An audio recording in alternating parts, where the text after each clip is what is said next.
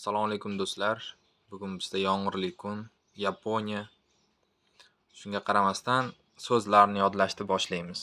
Bugungi so'zlarimiz yapon tilida tana organlari qanday aytiladi? Shuni ko'rib chiqamiz. Xo'p. Miya, nao, yurak, shinzo, o'pka, hay, jigar, kanzo, buyrak, jinzo, oshqozon, ichak, cho. Tana organlarini ham ko'rib chiqdik yapon tilida. Endi bularni koreva bilan ko'rib chiqamiz. Korevani hamma bilamiz. Bu degani yapon tilida. Bu miya demoqchi bo'lsak, koreva no. Bu miya. Koreva shinzo. Bu yurak. Mana koreva hay. Bu o'pka. Bu jigar demoqchi bo'lsak qanday bo'ladi endi? Koreva kanzo. Bu jigar.